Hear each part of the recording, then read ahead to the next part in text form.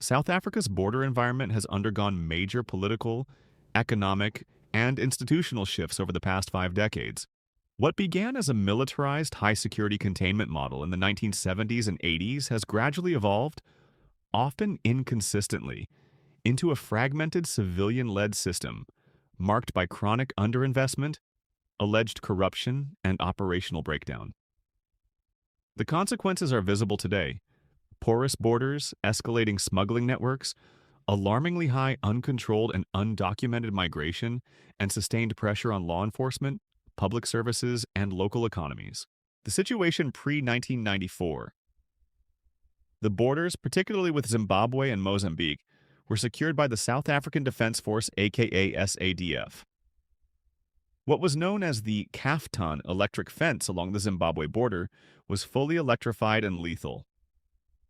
Daily military patrols, strict maintenance, and rapid response capability ensured operational integrity. After the year 1994, electrified fences were deactivated for humanitarian and political reasons. Border control transitioned from military to civilian departments, Home Affairs, SAPS, SANDF auxiliary roles. Economic pressures in Zimbabwe, Mozambique, and Lesotho accelerated cross-border movement. By the mid-2000s, South Africa had effectively lost control of large sections of its border. The following sustained factors continue to increase migration and smuggling volumes. 1. Zimbabwe's economic collapse, early 2000s, causing large-scale movement across Beitbridge. 2. Chronic unemployment in Lesotho, fueling daily labor migration. 3. Political instability and conflict in Mozambique, accelerating undocumented crossings through parts of Limpopo and Mpumalanga. 4. Weakened law enforcement around the borders, attracted transnational organized crime syndicates. These pressures significantly influenced public sentiment, business confidence, and political discourse around border protection. In 2020, the South African government awarded a 37 million rand contract to install a rapid response border fence during the COVID-19 lockdown. Key findings from public reports and oversight bodies included: 1. Severe irregularities in procurement. 2. Substandard materials and poor construction standards. 3. Fence breached within days of installation. 4. Subsequent investigations into corruption and inflated pricing by a specialized investigation unit. The incident became emblematic of the dysfunction in border-related infrastructure procurement.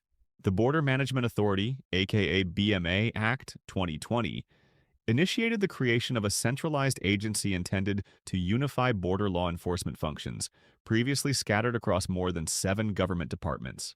Key milestones: interim operationalization between the year 2021 to 2022.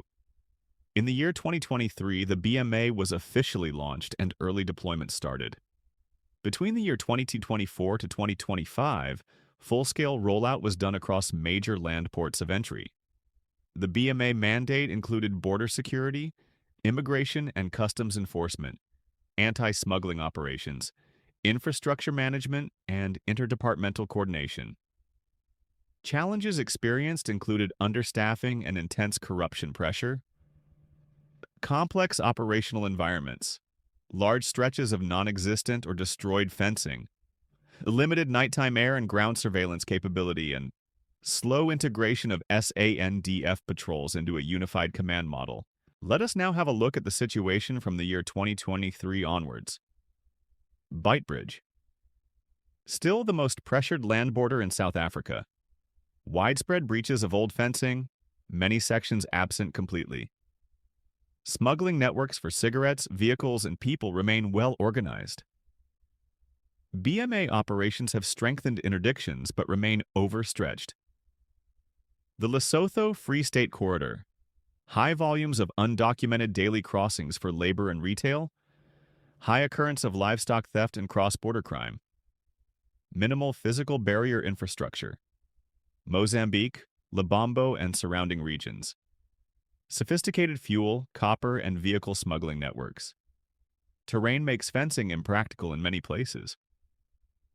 The farm road along the fence, which is also used for patrol purposes by the BMA and security forces, has deteriorated significantly, negatively impacting proactive patrols and responses. Organized criminal syndicates exploit long, unpatrolled border stretches. What strategic priorities are needed going forward? To restore integrity and stability to South Africa's borders, the following interventions remain critical. 1. Complete integration of Defense Force aerial and ground capabilities with BMA command. 2. Rebuild or redesign fencing using terrain-appropriate security solutions. Mesh fencing, sensor arrays, thermal cameras, drones. 3. Strengthen internal anti-corruption units with independent oversight. 4. Improve intelligence-led operations focusing on organized crime syndicates. 5. Invest in nighttime surveillance technologies and rapid reaction mobility units. 6. Enhance bilateral cooperation with Zimbabwe, Mozambique, Lesotho, and SADC structures. 7. Ring-fenced infrastructure budgets for border roads, lighting, and patrol technology. To recap everything that we discussed, South Africa's border crisis is not a single failure, but it is seen as a cumulative breakdown of policy consistency, perhaps also a certain measure of political will, infrastructure integrity, and interdepartmental coordination over a period of more than 30 years. Progress has been made through the BMA, but capability gaps, alleged corruption, and porous terrain continue to undermine stability. For business leaders, investors, and policy stakeholders, understanding these dynamics is essential to risk planning, operational continuity, and long-term strategic positioning in sectors affected by border-related crime and migration pressures. We have come to the end of this discussion. Thank you very much for your company, and please do take note that this video was based on analyses of open media sources and is meant to be for historical insight.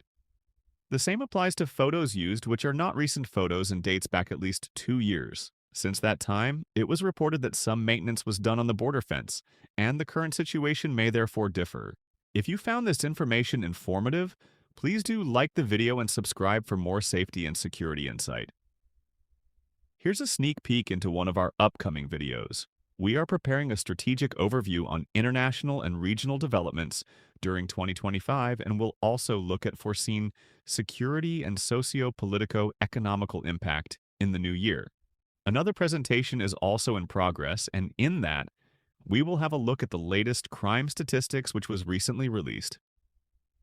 Have a good day and see you at the next informative video.